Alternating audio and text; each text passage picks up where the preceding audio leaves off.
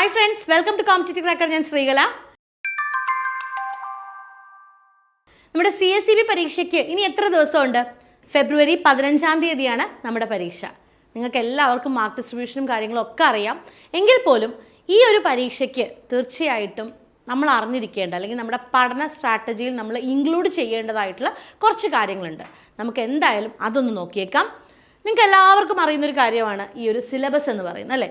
അപ്പോൾ ഇംഗ്ലീഷിൽ 20 ചോദ്യങ്ങൾ 10 മാർക്ക്, ജനറൽ നോളേജ് 20 ചോദ്യം 10 മാർക്ക്, അതുപോലെ തന്നെ റീസണിങ് 20 ചോദ്യം 10 മാർക്ക്, ബാക്കി ബാങ്കിങ് ടോപ്പിക്സുമായി ബന്ധപ്പെട്ട് 100 ചോദ്യം 50 മാർക്ക്, 160 ക്വസ്റ്റ്യൻ 80 മാർക്ക്. ഇതിൻ്റെ ഏറ്റവും വലിയ ഹൈലൈറ്റ് എന്ന് പറയുന്നത് നെഗറ്റീവ് മാർക്ക് ഇല്ല അല്ലേ. നമുക്കറിയാം ഇതിൻ്റെ ഒരു സേഫ് സോണിലേക്ക് എത്തണമെങ്കിൽ ഏകദേശം 65 മാർക്കിനോട് അടുത്ത് നമ്മൾ സ്കോർ ചെയ്താൽ മാത്രമേ നമുക്കൊരു സേഫ് സോൺ എന്ന് പറയാൻ പറ്റത്തുള്ളൂ അല്ലേ. അപ്പോൾ ഉദ്യോഗാർത്ഥികളെ സംബന്ധിച്ചിടത്തോളം CSEB ഇപ്പം നമ്മളെ സംബന്ധിച്ചിടത്തോളം നമ്മൾ 2017 മുതൽ CSEB എക്സാം കോച്ചിങ്ങുമായിട്ട് ഈ ഒരു രംഗത്തുള്ളത് കൊണ്ട് തന്നെ ഉദ്യോഗാർത്ഥികളുമായിട്ട് സംസാരിച്ചതിൽ നിന്നും പലപ്പോഴായിട്ട് മനസ്സിലായിട്ടുള്ള ഒരു കാര്യം, അവരവരുടെ വിഷയങ്ങളിൽ അവർ എക്സ്പേർട്ടാണ്. അതായത് ഈ 100 ചോദ്യം 50 മാർക്ക് ഈസി ആയിട്ട് അല്ലെങ്കിൽ 50-ൽ ഒരു 35 മാർക്കിന് അബവ് പലപ്പോഴും ഉദ്യോഗാർത്ഥികൾക്ക് കിട്ടാറുണ്ട്. പക്ഷെ നമ്മളെ സംബന്ധിച്ചിടത്തോളം ഈ ഒരു റാങ്ക് മേക്കിംഗ് ആയിട്ടുള്ള ബാക്കി 30 മാർക്ക് പലപ്പോഴും കുട്ടികൾ ഗസ് ചെയ്ത് എഴുതുക അല്ലെങ്കിൽ അങ്ങനെയുള്ള കാര്യങ്ങളൊക്കെയാണ് ആ ഒരു 30 മാർക്കിൽ നടക്കാറുള്ളത്. ഈ ഒരു 30 മാർക്ക് കുട്ടികളെ ഗസ് ചെയ്താണ് എഴുതാറുള്ളത്. അവിടെ നമുക്ക് കുറച്ചും കൂടി കാര്യങ്ങൾ ശ്രദ്ധിച്ചാൽ ഈ ഒരു 65 മാർക്കിന് എബവ്, അതായത് നമ്മുടെ സേഫ് മാർക്കിൻ്റെ എബവ് ആയിട്ട് നമുക്ക് എത്താൻ സാധിക്കും. ഇന്ന് നമ്മൾ സംസാരിക്കാൻ പോകുന്നത് ഇംഗ്ലീഷിനെ കുറിച്ചാണ്. 20 ചോദ്യങ്ങളാണ് ഇംഗ്ലീഷിലുള്ളത്, 10 മാർക്കാണ്. ടോപ്പിക്സ് ഏതാണെന്ന് ചോദിച്ചാൽ ഇപ്പോൾ വ്യക്തമായൊരു സിലബസ്, ഇപ്പോൾ PSC പരീക്ഷകളിലേക്ക് പോലെ വ്യക്തമായൊരു സിലബസ് ഉണ്ടോ എന്ന് ചോദിച്ചാൽ നമുക്കില്ല. പക്ഷേ എങ്കിൽ പോലും ഇതുവരെ നടന്ന ക്വസ്റ്റ്യൻ പേപ്പേഴ്സിനെ ബേസ് ചെയ്ത് നമുക്ക് പറയാൻ സാധിക്കും കുറച്ചധികം ടോപ്പിക്സ് ഒരു കാരണവശാലും നമ്മൾ വിട്ടുകളയരുത്. അതെങ്ങനെ പഠിക്കണം, ടോപ്പിക്സ് ഏതാണെന്ന് ഐഡൻറ്റിഫൈ ചെയ്യുന്നതിനോടൊപ്പം തന്നെ അതെങ്ങനെ പഠിക്കണം എന്നുള്ളതും വളരെ വളരെ ഇമ്പോർട്ടൻ്റ് ആയിട്ടുള്ളൊരു കാര്യമാണ്. നമുക്കറിയാം ഇത്രയും നാളത്തെ ഒരു ക്വസ്റ്റ്യൻ പേപ്പർ വെച്ച് നോക്കുകയാണെന്നുണ്ടെങ്കിൽ, ഗ്രാമർ ഭാഗങ്ങൾ എടുക്കുകയാണെന്നുണ്ടെങ്കിൽ ഏറ്റവും കൂടുതൽ ചോദിച്ചിട്ടുള്ള ചോദ്യം അല്ലെങ്കിൽ ഏറ്റവും കൂടുതൽ ചോദിച്ചിട്ടുള്ള ഭാഗം എന്ന് പറഞ്ഞാൽ ഒരു ഡൗട്ടും ഇല്ല ടെൻസ് തന്നെയാണ്. ഓക്കെ, മറ്റേതൊരു പരീക്ഷയ്ക്കും ചോദിച്ചിട്ടുള്ളതിനേക്കാൾ കൂടുതൽ ചോദ്യങ്ങൾ ടെൻസിൽ കോപ്പറേറ്റീവ് ബാങ്ക് എക്സാമിന് ചോദിച്ചിട്ടുണ്ട്. മറ്റുള്ള പരീക്ഷകളിൽ നിന്നും കോപ്പറേറ്റീവ് ബാങ്ക് ഇംഗ്ലീഷിലൊക്കെ എടുത്തു പറയേണ്ട ഒരു വ്യത്യാസം എന്താണെന്ന് വെച്ചാൽ, കോപ്പറേറ്റീവ് ബാങ്ക് എക്സാംസിലുള്ള ചോദ്യങ്ങൾക്ക് ഒരു പ്രത്യേകത എന്താണെന്ന് വെച്ചാൽ, ഇപ്പം ഞാൻ ടെൻസ് വിട്ടു എന്ന് വിചാരിക്കൂ, എൻ്റെ സമയം ശരിയല്ലെങ്കിൽ ടെൻസിൽ നിന്നൊരു 4-5 ചോദ്യം വരും. അതായത് ഒരേ ടോപ്പിക്കിൽ നിന്നും, അത് ഏത് ടോപ്പിക്ക് വേണമെങ്കിലും ആവും, പലപ്പോഴും ക്വസ്റ്റ്യൻ ടാഗിൽ നിന്ന് ചോദിച്ചിട്ടുണ്ട്, ഫ്രേസൽ വെർബിൽ നിന്ന് ചോദിച്ചിട്ടുണ്ട്, ടെൻസിൽ നിന്ന് ചോദിച്ചിട്ടുണ്ട്, ഇങ്ങനെയുള്ള പല ഭാഗങ്ങളിൽ നിന്നും 4-5 ചോദ്യങ്ങൾ വരെ ചോദിച്ചിട്ടുണ്ട്. അപ്പോൾ നമ്മളൊരു ടോപ്പിക്ക് വിട്ട് കളയുമ്പോൾ തീർച്ചയായിട്ടും നമുക്കവിടെ നഷ്ടപ്പെടുന്നത് 1/2 മാർക്കോ 1 മാർക്കോ ആവണം എന്നില്ല. ഒരു പക്ഷേ 2-3 മാർക്ക് വരെ നമുക്കവിടെ നഷ്ടമാകാം. അതുകൊണ്ട് തന്നെ ഒരു കാരണവശാലും നമ്മൾ ഒരു ഭാഗവും വിട്ടുകളയരുത്. പ്രത്യേകിച്ച് പ്രധാനപ്പെട്ട ഭാഗങ്ങൾ എന്തൊക്കെ തന്നെയാണെങ്കിലും നമ്മൾ വിട്ടുകളയരുത്. അപ്പോൾ ഞാൻ നേരത്തെ പറഞ്ഞതുപോലെ തന്നെ ടെൻസാണ് കോപ്പറേറ്റീവ് ബാങ്ക് ഗ്രാമറിൽ ഏറ്റവും കൂടുതൽ ചോദിച്ചിട്ടുള്ള ഭാഗം ഏതാണെന്ന് വെച്ചാൽ ഒരു ഡൗട്ടും ഇല്ല പെൻസാണ്. പക്ഷേ മറ്റുള്ള എക്സാംസിനെ കമ്പയർ ചെയ്യുമ്പോൾ ഈസി ആയിട്ടുള്ള ക്വസ്റ്റ്യൻസ് ആണ് ചോദിക്കാറ്. ടെൻസിൽ തന്നെ സിമ്പിൾ പ്രസൻറ്റ് ഒരുപാട് വട്ടം റിപ്പീറ്റ് ചെയ്തിട്ടുണ്ട്, പ്രസൻറ്റ് പെർഫെക്റ്റ് കണ്ടിന്യൂസ്, ഇതൊക്കെ ഇഷ്ടം പോലെ പ്രാവശ്യം ചോദിച്ചിട്ടുള്ള ഭാഗങ്ങളാണ്. ഇനി ടെൻസ് പഠിക്കുമ്പോൾ നമുക്ക് ഒരിക്കലും ഇപ്പോൾ ഇംഗ്ലീഷ് CSEB കുട്ടികളെ സംബന്ധിച്ചിടത്തോളം ഒരുപാട് പേര് ഈ വർഷം പുതിയതായിട്ട് എക്സാം എഴുതുന്നുണ്ട്. പഠിച്ചു കഴിഞ്ഞവർ അല്ലെങ്കിൽ JDC HDC കഴിഞ്ഞവരൊക്കെ ഒരുപാട് പേര് ഈ വർഷം പുതിയതായിട്ട് പരീക്ഷ എഴുതുന്നുണ്ട്. ഈ കുട്ടികൾക്ക് എവിടുന്ന് തുടങ്ങണമെന്ന് പലപ്പോഴും അറിയില്ല. അപ്പോൾ നിങ്ങൾ മനസ്സിലാക്കുക, നിങ്ങൾ ബാങ്കിങ് ടോപ്പിക്സ് ഈ ഒരു പരീക്ഷാ ബേസിസിൽ മുന്നോട്ട് കൊണ്ടുപോകുന്നതിനോടൊപ്പം തന്നെ ഇംഗ്ലീഷും GKയും മാത്സും നിങ്ങളുടെ പഠനത്തിൽ ഇൻക്ലൂഡ് ചെയ്യണം. അത് ഇൻക്ലൂഡ് ചെയ്യുന്നതിന് ഒരു രീതിയുണ്ട്. ഇപ്പോൾ ഇംഗ്ലീഷിനെ കുറിച്ച് പറയുകയാണെന്നുണ്ടെങ്കിൽ ചാടിക്കയറി ഞാനിപ്പോൾ ടെൻസിൽ നിന്ന് തുടങ്ങിയാൽ എനിക്ക് മനസ്സിലാവില്ല, അല്ലെങ്കിൽ ആർക്കും മനസ്സിലാവില്ല. ഇംഗ്ലീഷ് ആദ്യമായിട്ടാണ് നിങ്ങളൊരു മത്സര പരീക്ഷയ്ക്ക് പഠിക്കുന്നതെങ്കിൽ ഒരിക്കലും മനസ്സിലാവില്ല. അത് നിങ്ങളുടെ കുഴപ്പമല്ല. ഓക്കെ, അപ്പോൾ എന്ത് ചെയ്യണം, നമ്മൾ ബുദ്ധിപൂർവ്വം കുറച്ച് എളുപ്പമുള്ള ഭാഗങ്ങൾ ആദ്യം പഠിക്കണം. എപ്പോഴും നമ്മുടെ ക്ലാസ്സുകളിൽ നമ്മൾ കുട്ടികളോട് പറയും, നിങ്ങൾ ആർട്ടിക്കിൾസ് വെച്ച് തുടങ്ങും. കാരണം ആർട്ടിക്കിൾസ് എന്ന് പറയുന്ന ഇൻഡിപെൻഡൻ്റ് ആയിട്ടുള്ളൊരു ടോപ്പിക്കാണ്. ടെൻസുമായിട്ടോ ഓക്സിലറി വെർബുമായിട്ടോ ഒന്നും ഒരു ബന്ധമില്ല. അതൊരു ഇൻഡിപെൻഡൻറ്റ് ഭാഗമാണ്. പെട്ടെന്ന് നമുക്ക് പഠിക്കാൻ പറ്റും. വലിയ കൺഫ്യൂഷൻ അതൊരു ഭാഗമാണ്. അപ്പോൾ നമുക്ക് കിട്ടുന്നൊരു ആത്മവിശ്വാസമുണ്ട്. അത് വെച്ച് നമുക്ക് മുന്നോട്ട് പോകാം. ഇനി നിങ്ങൾ ആർട്ടിക്കിൾസ് കഴിഞ്ഞു എങ്കിൽ നിങ്ങൾ അടുത്തതായിട്ട് വരേണ്ടത് ഓക്സിലറി വെർബാണ്. സെക്കൻഡ് ടോപ്പിക് എന്ന് പറയുന്നത് ഓക്സിലറി വെർബാണ്. കാരണം ഈ ഓക്സിലറി വെർബ് ഭയങ്കര അടിസ്ഥാനപരമായിട്ടുള്ളൊരു കാര്യമാണ്. പ്രസൻറ്റ് ടെൻസിൽ എന്തൊക്കെ ഉപയോഗിക്കാം, പാസ്റ്റ് ടെൻസിൽ എന്തൊക്കെ ഉപയോഗിക്കാം, അങ്ങനെയുള്ള കാര്യങ്ങളാണ് അവിടെ വരുന്നത്. ഇപ്പം ഞാനീ പറയുമ്പോൾ കുറച്ച് പേരെങ്കിലും ചിന്തിക്കും, പരീക്ഷയ്ക്ക് ഇനി 30 ദിവസമുള്ളൂ, ഇനി ഇത് ശ്രദ്ധിച്ചിട്ട് കാര്യമുണ്ടോ? പക്ഷേ ഇവിടെ നിങ്ങൾ മനസ്സിലാക്കേണ്ട ഒരു കാര്യം, ആർട്ടിക്കിൾസ് എന്ന് പറയുന്ന ഭാഗം പഠിക്കാൻ നമുക്ക് 20-25 മിനിറ്റ് മതി. അതിനേക്കാളും കുറവ് സമയം മതി ഓക്സിലറി വെർബ് പഠിക്കാനായിട്ട്. തീർച്ചയായിട്ടും അതിനുള്ള സമയം നിങ്ങളുടെ കയ്യിലുണ്ട്. നിങ്ങൾ വെറുതെ കുറേ ഗസ് ചെയ്ത് ഇതിൻ്റെ ഉത്തരം ഇതായിരിക്കും എന്ന അനുമാനത്തോടു കൂടി ഗസ് ചെയ്യുന്നതിനേക്കാളും ഇച്ചിരി സമയം, 1 മണിക്കൂർ നിങ്ങളുടെ പഠനത്തിൽ ഇംഗ്ലീഷിന് വേണ്ടി ഒരു ദിവസം മാറ്റി വെക്കുകയാണെങ്കിൽ തീർച്ചയായിട്ടും കഴിഞ്ഞ പ്രാവശ്യങ്ങളിൽ കിട്ടിയതിനേക്കാളും നിങ്ങളുടെ മാർക്ക് ഒരുപാട് വ്യത്യാസം വരും. അത് ഉറപ്പാണ്. ഇനി നമ്മൾ ഓക്സിലറി വെർബ് പഠിച്ചു കഴിഞ്ഞു അല്ലേ? ഇനി നിങ്ങൾക്ക് ടെൻസിലേക്ക് പോകണമെങ്കിൽ പോകാം. പക്ഷെ ഞാൻ എപ്പോഴും പറയാം, ക്വസ്റ്റ്യൻ ടാഗ് പഠിക്കുക, പ്രപ്പോസിഷൻ പഠിക്കുക എന്നുള്ളത് തന്നെയാണ്. അപ്പോൾ ക്വസ്റ്റ്യൻ ടാഗിലേക്ക് പോയാലും പ്രപ്പോസിഷനിലേക്ക് പോയാൽ നമുക്കൊരു കോൺഫിഡൻസ് അവിടെ വീണ്ടും കിട്ടും. നമുക്ക് ചെയ്യാൻ പറ്റുന്ന ഭാഗമാണ്. ഇനി ഈ ക്വസ്റ്റ്യൻസിൻ്റെ ലെവൽ എന്ന് പറയുന്നത് പല PSC എക്സാംസിൽ ചോദിച്ചിട്ടുള്ള ക്വസ്റ്റ്യൻ ലെവൽ തന്നെയാണ്. അതിൻ്റെ മേലേക്ക് ഒരിക്കലും പോയിട്ടില്ല കേട്ടോ.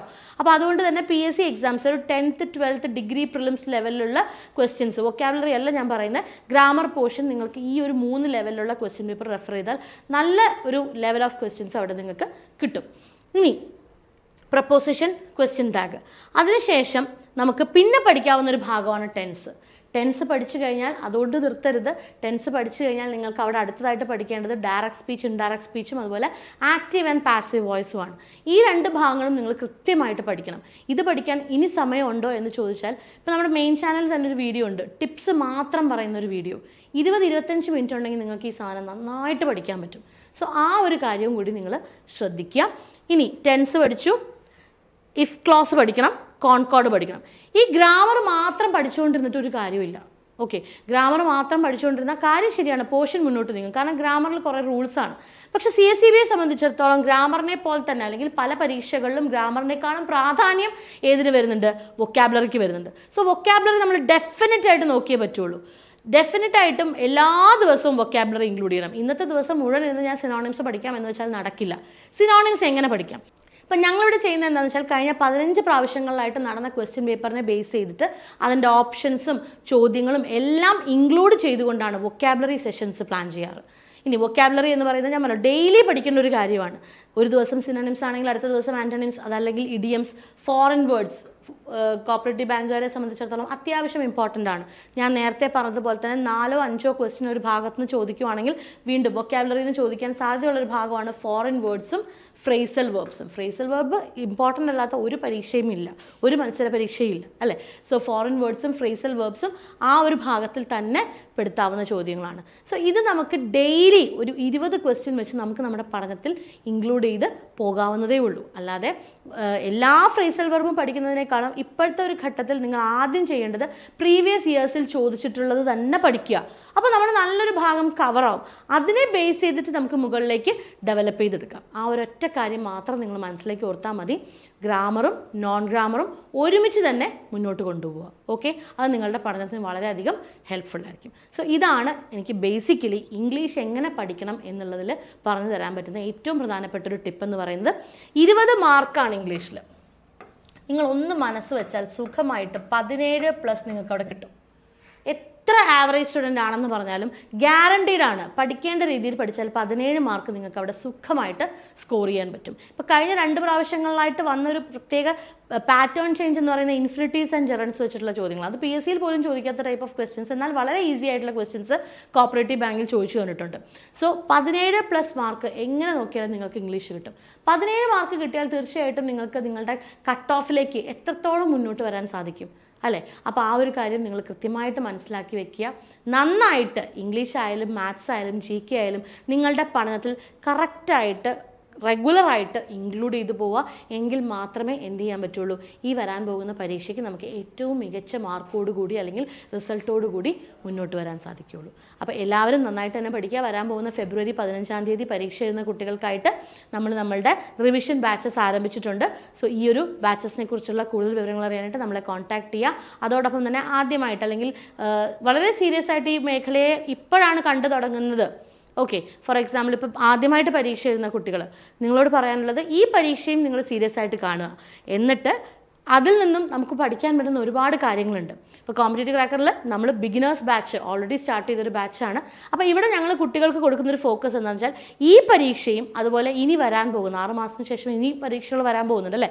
അപ്പോൾ 2 പരീക്ഷകൾ എഴുതാൻ പറ്റുന്ന രീതിയിലേക്ക് നമ്മളുടെ കോഴ്സ് നമ്മൾ റീവാമ്പ് ചെയ്യുകയാണ്. അപ്പോൾ നിങ്ങൾക്ക് 2 പരീക്ഷകൾ നിങ്ങൾ ആദ്യമായിട്ട് അല്ലെങ്കിൽ നിങ്ങൾ ഒട്ടും പ്രിപ്പയർഡ് അല്ല, ഞങ്ങൾക്ക് ഇപ്പം ഈ ഒരു 30 ദിവസം പോരാ എന്ന് ചിന്തിക്കുന്ന കുട്ടികളോട് ഈ വരാൻ പോകുന്ന 2 പരീക്ഷകളും സീരിയസ് ആയിട്ട് കണ്ട് എഴുതാൻ പറ്റുന്ന രീതിയിലേക്കുള്ള കോമ്പറ്റേറ്റീവ് ക്രാക്കിൻ്റെ ലോങ് ടേം ബാച്ചും ഞങ്ങൾ സ്റ്റാർട്ട് ചെയ്തിട്ടുണ്ട്. സോ ഈ ഒരു ബാച്ചിനെ കുറിച്ചുള്ള കൂടുതൽ വിവരങ്ങൾ അറിയാനായിട്ട് നമ്മുടെ ബോർഡ് നമ്പറിൽ കോൺടാക്ട് ചെയ്യാം. 30 ദിവസമേ ഉള്ളൂ, പഠിച്ചിട്ട് കാര്യമുണ്ടോ എന്ന് ചോദിക്കുന്ന കുട്ടികളോട് എനിക്ക് പറയാനുള്ളത്, മക്കളെ 30 ദിവസമേ ഉള്ളൂ എന്നല്ല, 30 ദിവസമുണ്ട്. ഒരുപാട് കാര്യങ്ങൾ നിങ്ങൾക്ക് ചെയ്യാൻ പറ്റും. ആദ്യം അത് മനസ്സിലാക്കുക. ഇനി പഠിച്ചാലും കിട്ടും. അതേത് പരീക്ഷയാണെങ്കിലും പഠിക്കേണ്ട രീതിയിൽ പഠിച്ചാൽ തീർച്ചയായിട്ടും ഇനിയുള്ള ദിവസങ്ങൾ നമുക്ക് കിട്ടും. കിട്ടാവുന്നതേ ഉള്ളൂ, അത്ര സിമ്പിളാണ്. അപ്പോൾ പഠിക്കേണ്ട രീതിയിൽ പഠിക്കുക. നെഗറ്റീവ് ഇല്ലാത്തൊരു പരീക്ഷയാണ്. കൃത്യമായ സ്ട്രാറ്റജിയോട് കൂടി പഠിച്ചാൽ ഇനിയുള്ള 30 ദിവസം ധാരാളമാണ്. ഓക്കെ, സോ നന്നായിട്ട് പഠിക്കുക.